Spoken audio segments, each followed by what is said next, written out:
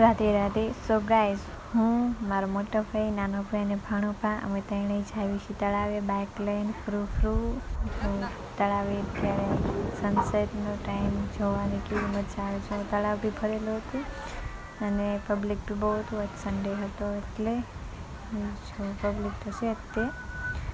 Footpath ઉપર એટલું હતું અને અહીંયા ઉપર એટલું હતું. જીન પાસે તે બધી પબ્લિક બહુ જ હતું. સનસેટ જોવાની જો કેટલી મજા આવશે. જોયું તમે મસ્ત સનસેટ બતાવીશ.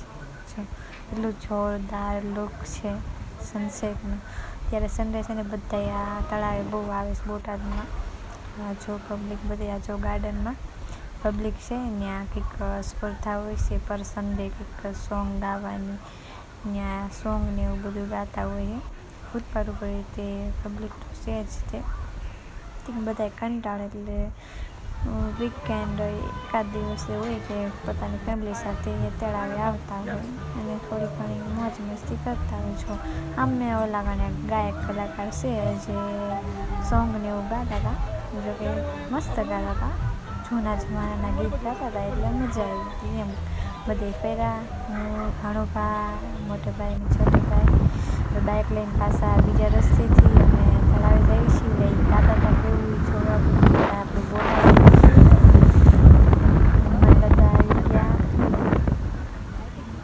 જઈએ છીએ અમે તળાવે ચાર ભાણુભાઈ અને ઓલા કહેવાય ને ડોશીના વાળ ખાવાને જીદ કરતી અને ઈવડે વેચવા ગયા નીચે ગાર્ડનમાં. તો નકર અમે ન જતા કે મારે એ વાળ જ ખાવા છે એમ. તો પછી હવે ત્યાં વાળ લેવા જતા. મારો વાર મેં વિડીયો ઉતારી લીધો.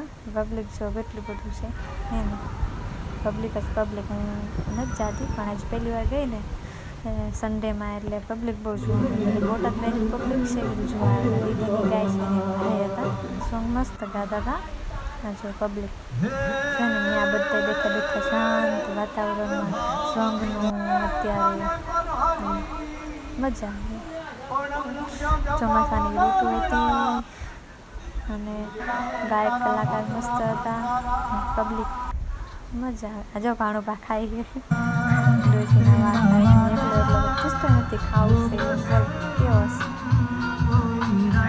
પબ્લિક છે જો સોંગ ગાય હતી મામા. બે દીદીએ બહુ મસ્ત જોરદાર સોંગ ગાયું હતું. દિલરુબાવાળું એ સોંગ ગાઈને આમ કહે ને મારું મન ગાર્ડન થઈ ગયું. એનો વોઇસ એટલો મસ્ત હતો અને એ બે ગાયું એટલું મસ્ત. જૂના જમાનાનું હોય એટલે મજા તો આવે જ તે. તમે બી અહીંયા ક્યારેક આવજો બોટાદના ગાર્ડનમાં સન્ડેમાં. મહાદેવ મહાદેવ.